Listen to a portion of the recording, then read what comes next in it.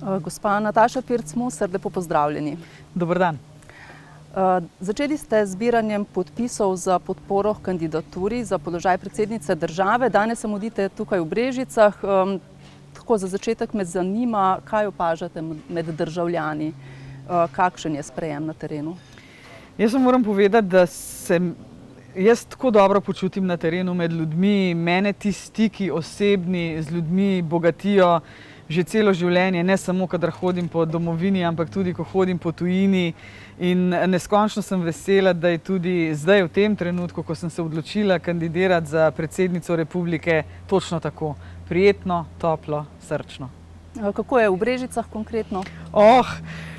Moram povedati, da sem bila tako vesela. Rebeka Dremelj me je prišla pozdraviti, Nuša Derenda me je prišla pozdraviti, dati podporo. Ogromno enih ljudi, se jih niti prešteti ne znam vseh.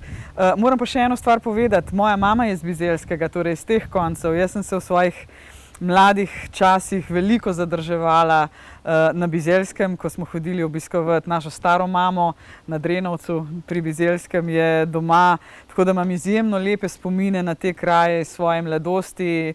Moja mama je vedno rada hodila k svoji mami. Mislim, da smo šli vsaj 2-krat na mesec, ko sem bila jaz v osnovni šoli, še po stari cesti, ko ni bilo avtoceste. Skratka, lepe spomine na te kraje in lepo je pri vas. Kdaj mislite, da boste zbrali 5000 podpisov, kolikor je potrebnih za vložitev kandidature? Jaz sem prepričana, da jih bomo prej kot v 30 dnevih, kolikor je časa na voljo. Moram se pa jaz zavedati in seveda tudi vsi ostali, da je to izjemen logističen projekt. Jaz za seboj nimam nobene politične stranke, no v Ljubljani in še v parih krajih mi pomagajo moji pirati, stranka, ki so meni blizu, ker se ukvarjajo z informacijskimi tehnologijami, posegi v zasebnost. Skratka, to terensko delo je sila zahtevno, ampak danes je drugi dan, številke gredo gor in sem prepričana, da bomo predčasno zbrali teh potrebnih 5000 podpisov za vložitev kandidature. Že imate ta podatek, koliko podpisov ste izbrali? Ne, nismo še merili, zato ker zdaj v glavnem koordinatorji to držijo pri sebi. Namreč treba je dobiti papir, to potrdilo, to podporo predsedniškemu kandidatu oziroma kandidatki.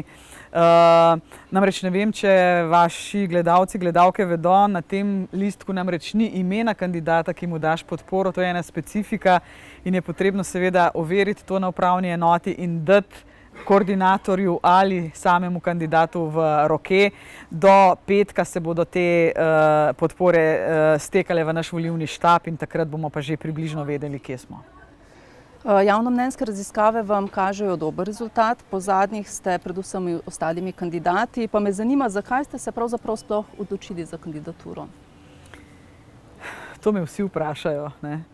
In kar nekaj časa sem razmišljala o tem, tehten premislek je bil. Glavni razlog je bil pravzaprav ta, da mi je veliko ljudi reklo: Nataša, ne samo govoriti, ne se samo oglašati kot neka civilna družba, pojdi enkrat v politiko, naredi nekaj. Do te odločitve sem vedno govorila, premlada sem, ne znam še dosti. Jaz imam danes 54 let in lahko rečem, da je znanja se nabralo že nekaj, ne še dovolj, vsak dan se učimo, da sem morda z leti postala ne samo pametna, pa nikoli nisi dovolj pametna, ampak bolj modra, zrelejša v tem, kar počnem. In nekako se mi zdi, da sem na vrhuncu nekega ustvarjalnega, intelektualnega potenciala in da pri teh letih res lahko še veliko dam. Energije imam dovolj, znanja tudi in če mi uspe, vam povem, da bom z največjim veseljem garala za Slovenijo. Kakšen bi po vašem mnenju moral biti predsednik oziroma predsednica države? Vas bom tako vprašala, kako pravzaprav dojemate to funkcijo? Ker mnogi namreč menijo, da gre zgolj za protokolarno funkcijo, da pravzaprav predsednik nima pooblastil. Ali menite drugače oziroma kje vi vidite tisti izziv, ki bi ga morda lahko doprinesli? Če bi verjela, da je predsedniška funkcija samo protokolarna, se tega podviga ne bi lotila. Jaz ne rabim nekega blišča in soja žarometov in biti figura, sicer na vrhu države. Jaz iskreno verjamem, da se marsikaj da narediti. Res je, da je pristojnosti predsednika oziroma predsednice republike na papirju zelo malo, ampak neposredna izvolitev predsednika oziroma predsednice daje tej osebi, ki pride na ta položaj, neizmerno moralno moč, torej avtoriteto. Jaz se ne bojim biti moralna avtoriteta. Jaz zadnjih 30 let v Sloveniji dokazujem, da si upam, da se znam oglasiti takrat, ko je potrebno, da povem, kar mislim. Predvsem se pa vedno oglašam takrat, kadar se mi zdi, da zdrsnemo v teh demokratičnih vrednotah, da je pravna država v nekem stresnem testu, da je demokracija v nekem stresnem testu. Skratka, predsedniška funkcija se mi zdi je vendarle takšna, da lahko z svojo avtoriteto poskuša politiko in ljudi poenotiti v določenih ključnih točkah, ki so pomembne za razvoj naše države. Veste, vse države po tem svetu bi morale znati strateško planirati. Moja največja žalost ali pa travma, če pravzaprav hočete, je ta, da opažam zadnjih nekaj desetletij v slovenski politiki to, da vsaka vlada, ko pride na novo na oblast, najprej počisti vse za staro vlado, govorimo o kadrih, in začne vse projekte z nulte točke, praktično vse. To nas je že potisnilo v zaostanek pred državami članicami Evropske unije, ki so hkrati stopile z nami leta 2004 v to izjemno pomembno evropsko integracijo. Jaz sem si zadala, veste, cilje pri tem, kaj bi želela doseči. 4 ključne točke imam v tem svojem programu, ki bi jih želela predstaviti, če mi uspe, seveda ključnim deležnikom v slovenskem političnem prostoru. Prva je zdravstvena reforma. Nekako zadnjih 20 let opažam, kako vsaka vlada govori, bomo zmanjšali čakalne vrste, vsak mora imeti svojega zdravnika. Mi smo danes na točki, ko je 130 tisoč Slovencev brez družinskega zdravnika, ko je 200 tisoč žensk brez ginekologinje ali ginekologa. Meni se to zdi nedopustno. In zdravstvena reforma je klasična reforma, ki se jo ne da narediti čez noč. Se jo niti ne da dobro narediti v 4 letih. In jaz bi si iskreno želela, da slovenska politika spozna, da na strateških projektih mora biti neka kontinuiteta. Tudi če se vlada zamenja, je potrebno te strateške projekte peljati iz ene vlade v drugo. Drug tak problem, s katerim se vsako leto bolj soočamo, je pokojninska reforma. Populacija se stara. Nismo izjema, tudi Slovenija. Povsod po svetu je zdravstvo toliko napredno, toliko doseglo, da se vse populacije po vseh državah sveta starajo. In tudi tu se mi zdi, da gre za strateški projekt, ki se ga moramo zavedati ne za 4 leta, ampak za 10, mogoče 20 let. Tretja izjemno pomembna točka, ki se pa ne tiče samo Slovenije, so pa podnebne spremembe, ekosistemi. Ko se z mladimi pogovarjam po terenu, jih velikokrat vprašam, pa kaj si želite? Seveda, stanovanje, službe. Ampak veste, da mi veliko mladih reče, želimo si zdravega okolja. Mi smo danes na položajih, ko moramo za tiste, ki prihajajo za nami, poskrbeti, da bo ta naš planet obstal. In podnebne spremembe in ekosistemi so zagotovo nekaj, kjer mora ne samo slovenska politika držati skupaj, ampak svetovna politika. Tu ima predvsem Evropska unija kot ena bolj razvitih inštitucij na tem supranacionalnem nivoju veliko moč in obveznost do revnejših držav. Morda na tem mestu samo en stavek. Industrijskega razvoja se ne da ustaviti. Industrijski razvoj seveda pomeni onesnaževanje. Ampak mi se moramo zavedati, da izpusti škodljivih plinov v naše okolje škodijo našemu planetu.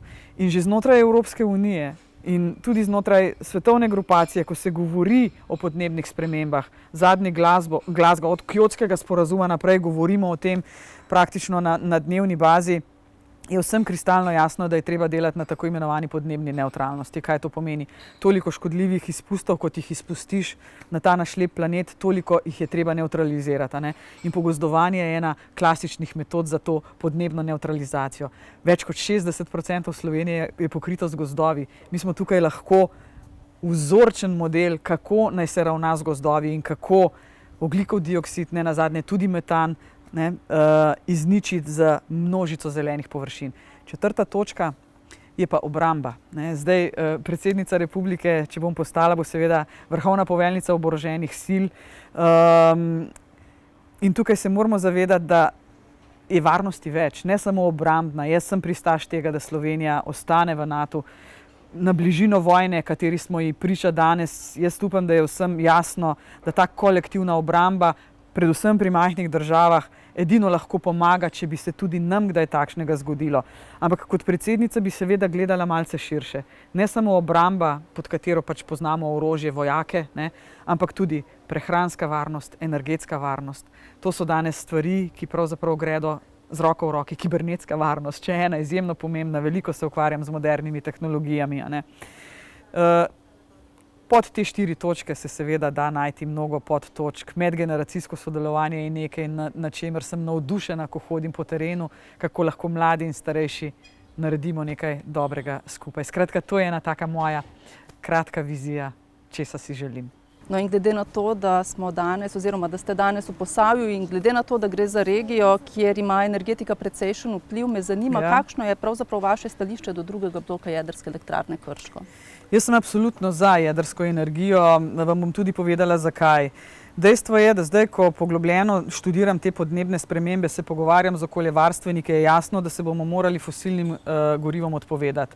Mislim, da smo tudi z vidika hidrocentral v Sloveniji praktično že tam, ko gradnja novih ni več možna. Mi smo izkoristili ta vodni potencial. Nuklearna energija je tudi strani Evropske unije priznana kot recimo čista zelena energija. In jaz mislim, da je prihodnost tudi za Slovenijo zagotovo NEK2. To je tisto, kar lahko reši našo energetsko danes odvisnost morda od teh fosilnih goriv ali še česa. Res pa je, da je pri nuklearni energiji seveda veliko pozornost potrebno posvečati odpadkom, torej jedrskim odpadkom. To je stranski produkt tega, ne? Ampak kot lahko vidimo v Krškem, blizu Brežic, v Sloveniji skupaj s Hrvati znamo poskrbeti za rekla, čisto in zgledno skladiščenje radioaktivnih odpadkov. Kandidaturo vas je napovedalo 14 kandidatov oziroma kandidatk. Kaj menite o svojih tekmecih, če se tako izrazim? Veste, da se pretirano z njimi ne ukvarjam. Potrebno je spoštovati čisto vsakogar, ki se je odločil za kandidaturo. Seveda smo zdaj v vrhu trije, a ne absolutno gospod Anže Logar, Marta Kos. Mislim, da se bo med nami tremi seveda odvil ta boj, mogoče ni primerna beseda, ampak ta duel ali pa trio, ne. Na koncu sem prepričana, da bo zmagovalec eden od nas treh. Kar nekaj predsednikov smo imeli. Kateri vam je morda najbližji ali morda nekakšen vzornik, če bi vas volivci izvolili na to funkcijo?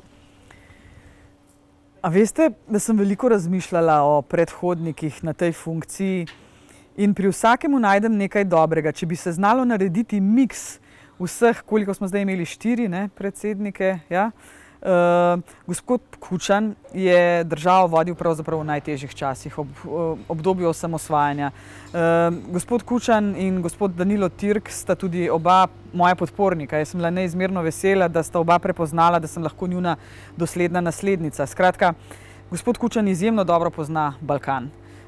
Danilo Türk, diplomat, vrhunski človek, Slovenec, ki je bil do sedaj po mojem najvišje v nekih pozicijah v večjih mednarodnih institucijah. Njegovo poznavanje mednarodnih odnosov, njegovo poznavanje Organizacije združenih narodov, njegova mirnost nenazadnje je nekaj, kar sem vedno izjemno občudovala. No, še eden pred gospodom Türkom je žal pokojni predsednik Drnovšek, izjemno pragmatičen politik, miren, preudaren. Všeč mi je bil, morda celo bolj na koncu, ko se je malce srečeval z svojo minljivostjo, ko je vendarle prepoznal, da lahko tudi do sočloveka pristopi malce drugače, da ni dobro, če je kot ledeni kralj, a ne zaprt v svoje prostore, je šel več med ljudi, mi je bilo všeč. Gospod Borut Pahor je pa človek, ki je zasedal vse ključne pozicije v državi. Ni ga slovenskega politika, ki bi bil na vseh teh položajih, ki jih je zasedal gospod Pahor. Veliko je naredil za Slovenijo.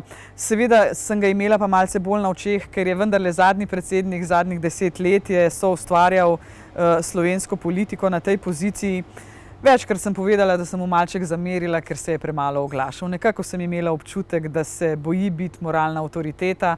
Večkrat je rekel, ja, jaz želim biti predsednik vseh. A veste, vsak predsednik, predsednica je predsednik vseh, ampak vsak predsednik mora imeti pogum, da kdaj pove, kar si misli, pa se morda tudi komu zameri. Nekako sem pa imela občutek, da je gospodu Pahorju bilo bolje biti v neki coni udobja. Jaz se tega ne bojim. Ko javno spregovoriš, boš doživel kritike, jaz sem tega vajena in me tega ni strah. Boste torej oglašali? Bom. O primernem času, primernem kraju. Velikokrat me vprašajo, če se bo predsednik vpletal v delo vlade. Absolutno ne, to ni naloga predsednika. Vlada mora svoje delo opravljati. Jaz gospodu Golobu absolutno zaupam, da bo to vlado vodil dobro. Na strateških projektih, ki sem jih omenila, pa brez pomoči vlade seveda ne gre. Tu je pa potrebno sodelovanje. Morda še kje vidite izziv, kje bi vi lahko doprinesli kot predsednica države? Pravijo, da je čas za prvo žensko. Pa ne samo to, da sem ženskega spola. Jaz predvsem mislim in vem, zdaj po vtisih iz terena, da ljudje zaupajo mojemu znanju, mojemu zdravemu razumu. Zagotovo se bom tudi jaz, podobno kot gospod Pahor, veliko gibala med ljudmi, ampak tisto, kar bom na terenu slišala, da ne štima, da je potrebno popraviti, ne bom tiho, ampak bom k sebi poklicala ključne ljudi, ki lahko stvari, ki jih bom opazila, da niso v redu, da se jih popravi. Mislim, da tudi to je ena od pomembnih nalog predsednice republike. Gospa Nataša Pirc Musar, zahvaljujem se vam za pogovor. Hvala tudi vam za priložnost.